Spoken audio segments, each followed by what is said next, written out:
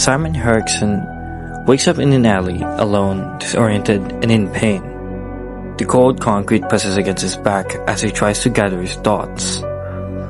A city, eerily empty, stretches around him, its buildings looming like silent sentinels, watching his every move. Something is wrong. Shadows flicker at the edge of his vision, and the air feels thick with dread. He remembers an accident, a hospital bed, but how did he get here? Why does the world feel twisted and unnatural? A raw and brutally honest depiction of depression, anxiety, and trauma. Every encounter, every distorted enemy, every empty street is a reflection of Simon's inner turmoil. His battle is not just against grotesque creatures, but his own mind. Depression is often described as a fog, a weight that presses down relentlessly, making the world feel distant, lifeless, and hostile. Cry of Fear manifests this suffocating experience through its environment. The city is abandoned, yet Simon never feels truly alone. There's always something lurking, something unseen, just beyond his perception.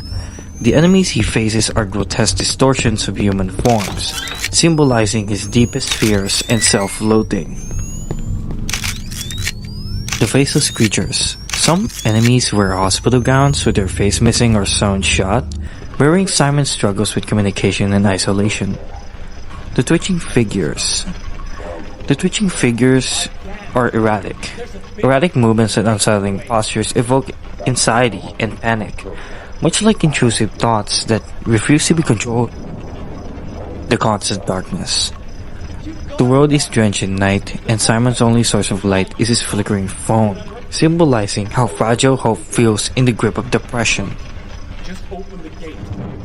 I'm tired of all this. The weight of isolation. One of the most haunting aspects of Cry of Fear is its overwhelming sense of loneliness. Throughout the game, Simon encounters people that are either distant, unhelpful, or outright dangerous. Friends and loved ones seem unreachable, and even when they do appear, they fade like illusions. This reflects on the painful reality of depression, the feeling that no one understands, that no one can help, and that even those who care seem impossibly far away. The game makes that player feel this despair by keeping help scarce, ammunition limited, and enemies relentless. The loneliness is not just Simon's, it is yours. The spiral of self-destruction. What do you mean? As the story unfolds, the truth behind Simon's suffering is slowly revealed. The game's multiple endings show different outcomes, but at its core, Cry of Fear is about confronting one's pain or succumbing to it. The self-harm motive. Simon's struggles manifest physically. The grotesque imagery of wounds, bandages, and mutilation reflects the destructive tendencies that can accompany severe depression.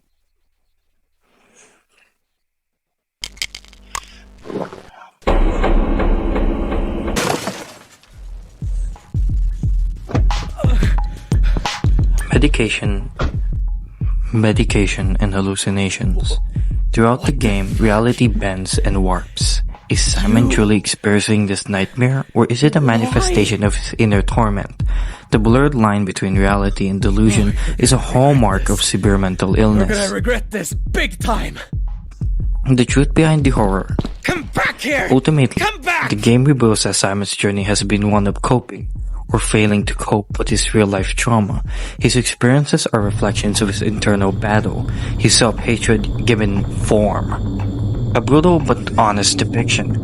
Cry of Fear doesn't just use horror as a means to scar. It uses to communicate. The monsters, the desolation, the unrelenting fear, it's all a metaphor for what depression feels like.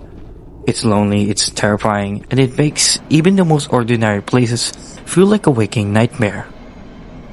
The game forces the player to feel what Simon feels. The exhaustion of fighting endless enemies, the frustration of scarce resources, the overwhelming dread of the unknown. By the time the credits roll, the experience is not just a horror story. It's a deeply personal journey through pain, despair, and, depending on your choices, either destruction or hope. Darkness, isolation.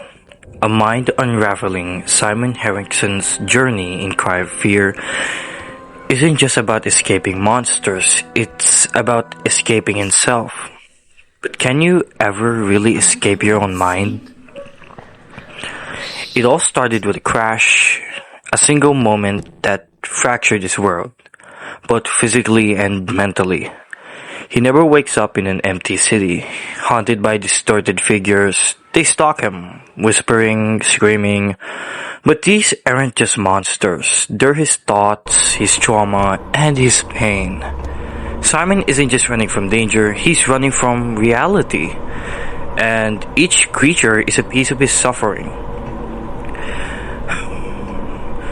I think there are notable mentions to this. The faceless ones, his fear of being unseen and unheard, the hanging corpses, his battle with suicidal thoughts, and finally the doctor. His frustration with therapy, with a system that could never have saved him at all. His gun, his knife, they don't kill his pain, they only make the nightmare worse. And the truth is, Simon never left the crash. His body is paralyzed. His mind is broken. Everything he's fought, every horror he's faced, it's his own shattered psyche, trying to piece itself back together. And the endings? They weren't about winning. They're about accepting. Denial leads to destruction, but acceptance might just set him free. Cry of Fear isn't a story about surviving monsters, it's a story about surviving yourself. And sometimes that's the scariest thing of all. I woke up myself, but it wasn't an alley, and Horror has always been a reflection of human fears. Monsters, the unknown, death. But the most unsettling kind of horror isn't about external threats. It's about the horrors that lurk within our own minds. Cry of Fear, a psychological horror game, as I've mentioned at least 3 times by now, was developed by Team Psyscalar? I can't pronounce this. It's a chilling exploration of the human psyche, using its own nightmarish world as a metaphor for mental illness, trauma, and isolation. More than just a survival horror experience, the game serves as an intimate look into struggles of its protagonists. Simon Henriksen, whose descent into madness mirrors the real-life battles that many individuals face within their own minds. This is not a game. It is a reflection of what happens when fear, grief, and hopelessness consume the human soul. Through Simon's journey, Cry of Fear paints a disturbing yet tragically familiar portrait of the psychological torment that haunts those who feel trapped within their own thoughts. From the moment Cry of Fear begins, players are thrust into an environment of unsettling loneliness. Simon finds himself wandering through a city that should feel familiar, yet everything is wrong, distorted, and uncanny. The streets are desolate, the buildings stretch into the dark, ominous shapes, and there is no one to call for help. The only sounds that accompany him are the distant echoes of his own footsteps, the occasional flicker of a faulty streetlight, and the growls of something hiding in the shadows. This eerie emptiness mirrors what it feels like to be mentally isolated. Depression, anxiety, and trauma have a way of warping one's perception of the world, making even the most familiar places feel hostile and unrecognizable. The feeling of being alone, even when surrounded by others, is one of the most painful aspects of psychological distress, and Cry of Fear amplifies this by making the city a hollow shell of its former self. For Simon, this city isn't just a place. It's a manifestation of his mind, a prison of his own making. And like anyone struggling with depression, he searches for an escape. But the deeper he goes, the worse things become. Every horror game has its monsters, but Cry of Fear does something different. Its creatures aren't just random abominations, they are reflections of Simon's inner demons, physical representations of his fear, self-loathing, and guilt. These monsters show that Simon's true enemy isn't an outside force. It's himself, his past, his pain, his regret, and no amount of weapons, no number of bullets can make them disappear.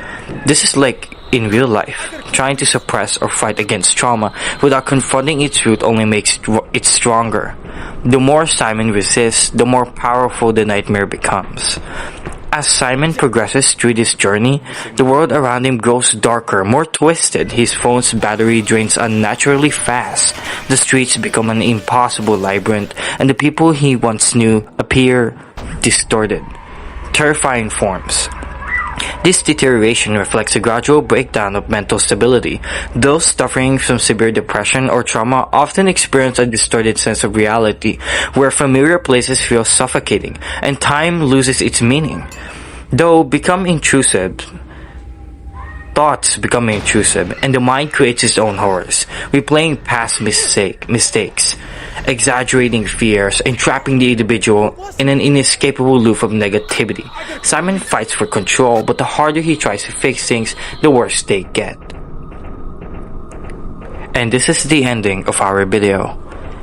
If you like this video, I'll be making more videos in the future, and I really hope you liked it.